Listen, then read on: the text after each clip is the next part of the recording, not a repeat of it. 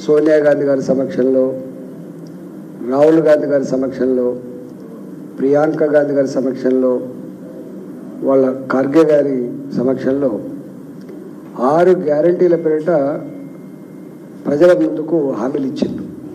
అందులో ఒక గ్యారంటీ రైతు రుణమాఫీ, రైతు బంధు, 500 రూపాయల క్వింటాలకు బోనస్, కౌలు రైతుకి కూడా రైతు బంధు అమలు చేస్తా అని చెప్పడం, చివరికి రైతు కూలీలకు కూడా నెలకు 1000 రూపాయలు చొప్పున 12,000 రూపాయలు ఇస్తా అని చెప్పిండు.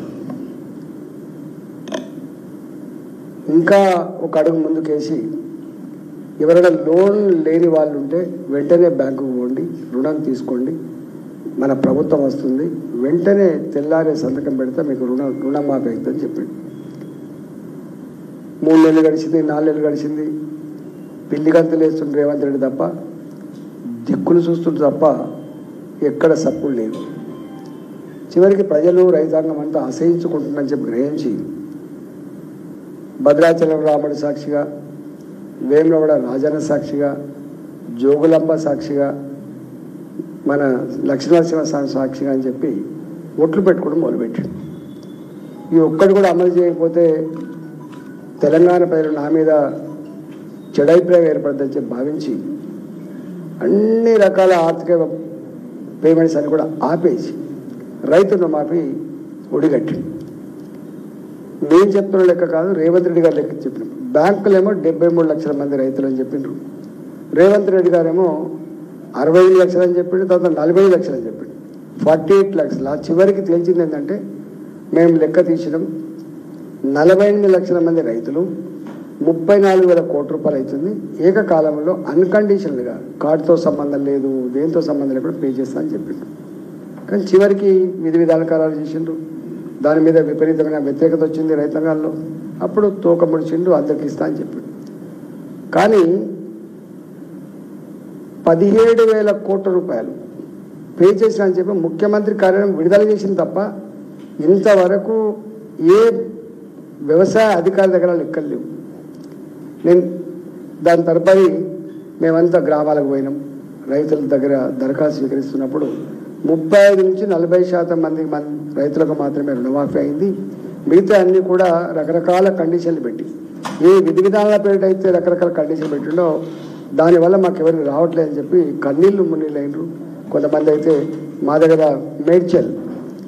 మేడ్చల్లో ఎంపీడీఓ ఆఫీస్ ముందున్న చెట్టుకు ఉరేసుకున్నాడు చిట్టాపూర్ రైతు.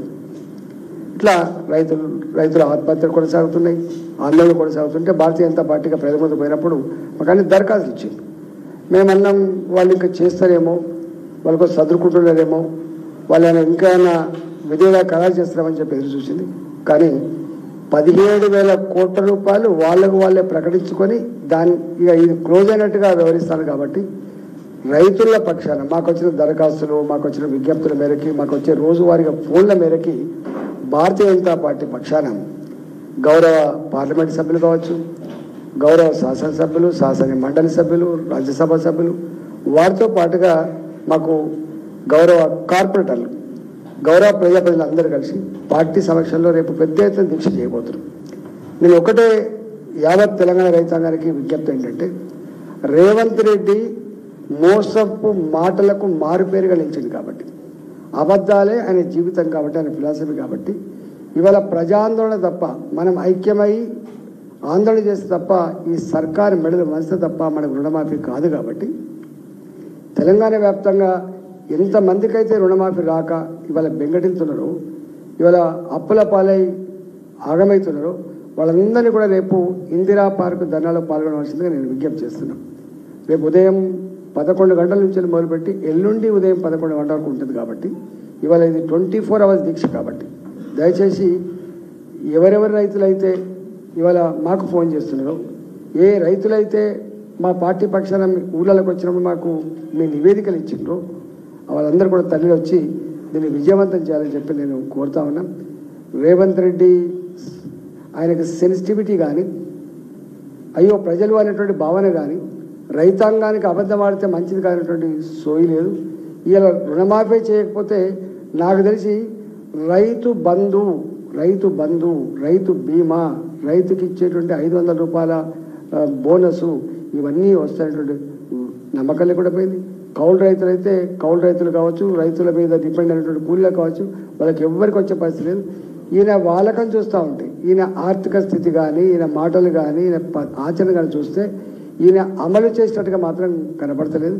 అందువల్ల నేను రైతాంగానికి, తెలంగాణ రైతాంగానికి నేను వినమ్రంగా విజ్ఞప్తి చేస్తున్నాను. మీరందరూ కుమిలిపోయే కంటే, బాధపడే కంటే, ఊక దరఖాస్తు ఇచ్చి దండం పెట్టే కంటే ఈ ప్రభుత్వ మెడలు వంచడానికి మేము మీ పక్షాన సిద్ధంగా ఉన్నాం. కాబట్టి మీరంతా కూడా తల్లి రండి, మీరంతా తల్లి వచ్చి దీన్ని విజయవంతం చేసుకోవాలని చెప్పి కోరుతున్నా. దీనికా నేను మొన్న గడికేసరి పోయినా